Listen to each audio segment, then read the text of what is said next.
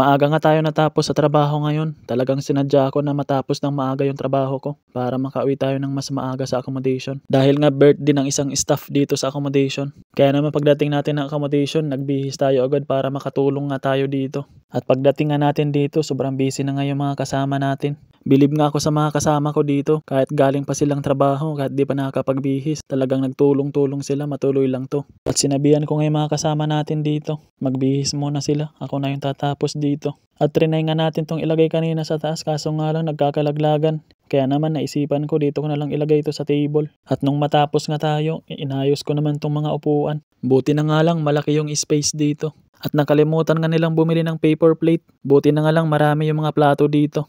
Ilang buwan na nga rin walang gumagamit ng mga platong ito. Kaya naman hinugasan muna natin. Kailangan ka natin itong sabunin dahil nga dumarami yung mga alaga natin dito. Buti na nga lang yung mga ibang staff dito na natatapos yung kontrata at hindi na sila nagpaparenew. Iniiwan nilang nila yung mga plato nila. Kaya naman marami tayong stock dito ngayon.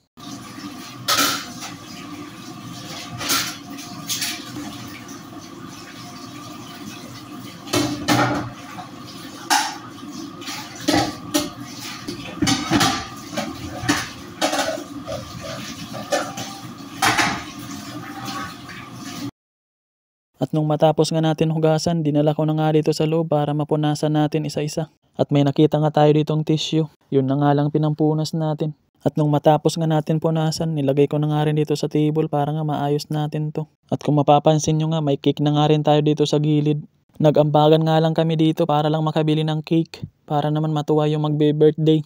At ito nga yung birthday girl natin, si Ma'am Ruth. At nagsimula na nga siyang ibaba yung mga niluto niya. Ang dami niya ngang niluto bukod dito sa pinaniyahang manok. At hindi nga mawawala sa handaan yung pansit at saka lumpiang Shanghai.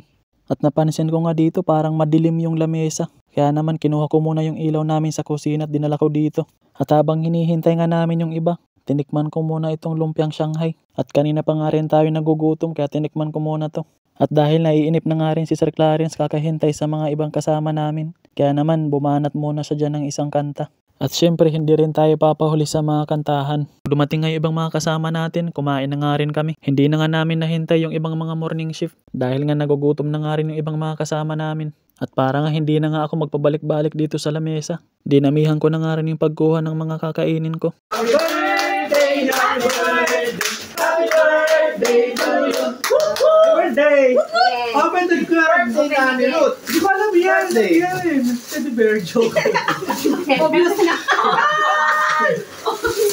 Wow! Ay, nagayakap na Uy, pantay na. Kunwari joke yan. Pantay na yan. Wow! Oh, pinipipira. Bagay talaga sa outfit. Oo.